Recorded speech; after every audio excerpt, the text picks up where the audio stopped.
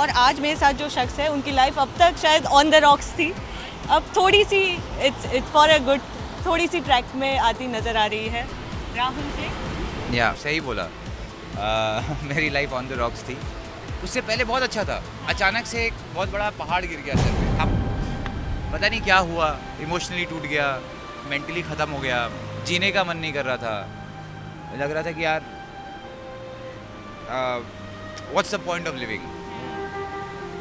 Memories, उसके छोटे छोटे मेमोरीज और बातें बहुत याद आती थी यार। फिर I don't want to go there, I know, yeah so now it's a new inning in my life and hopefully a beautiful inning. I need all the support of people. Court has said that almost now he's innocent, and I need all the support of people and love from them. अच्छा, तो ये बताइए पहले कि इस वर्सोवा बीच पर आज क्या कर रहे हो आप? आज मैं फोटो सेशन कर रहा हूँ। I am starting my new inning and new inning in life and again coming back to my acting, which I started with, for which I came to Bombay.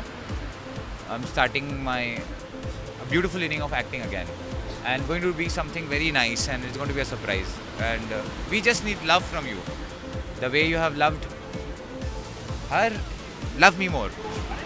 अच्छा, राहुल, आपको ये तो पता ही होगा कि जब फैंस ने जो ऑडियंस है बहुत ज़्यादा क्रिटिसाइज़ किया है राहुल को, क्योंकि उन्हें सच्चाई का पता नहीं था। क्योंकि मैं बॉयफ्रेंड हूँ, मैं साथ में रहता हूँ, तो राहुल ने किया। लेकिन ये क्यों नहीं समझते हैं कि हम उससे बहुत प्यार करते थे, वो मुझसे बहुत प्यार करती थी। हमारे बीच में जो मोमेंट्स उन्होंने देखा, फैंस ने देखा, पब्लिक ने देखा, अचानक से मैं ऐसा नहीं कर सकता। ये एक मेरे ज़िंदगी में बहुत बहुत बड़ा लॉस है। चाहे मैं बहुत बड़ा स्टार बन जाऊँ या सुपर डुपर स्टार बन जाऊँ, लेकिन ये लॉस से मैं कभी उभर नहीं पाऊँगा।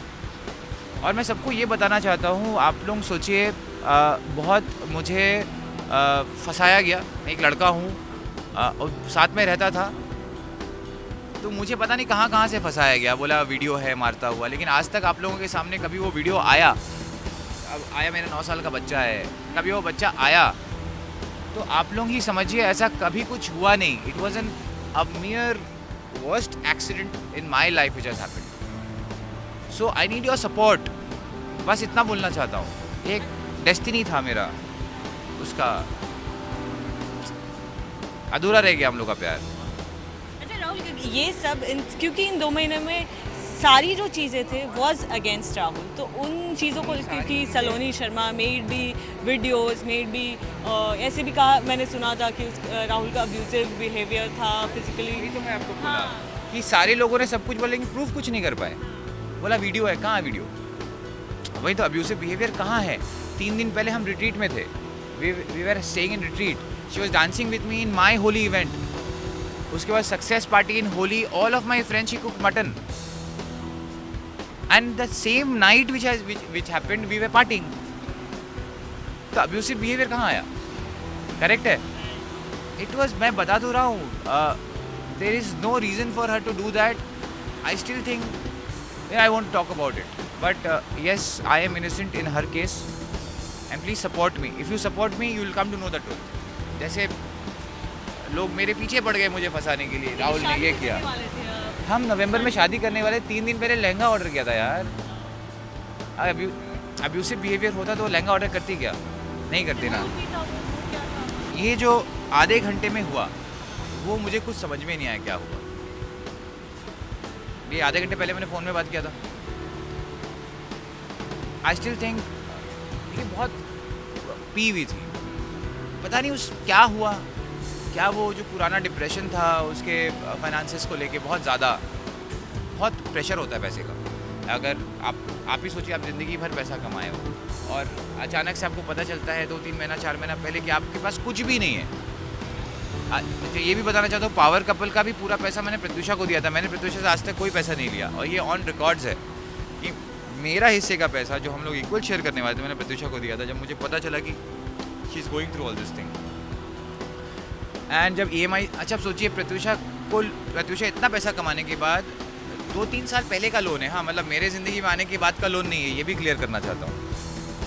6 महीना 8 महीना से लोन नहीं दिया गया था। प्रत्युषा ने बहुत पैसे कमाए।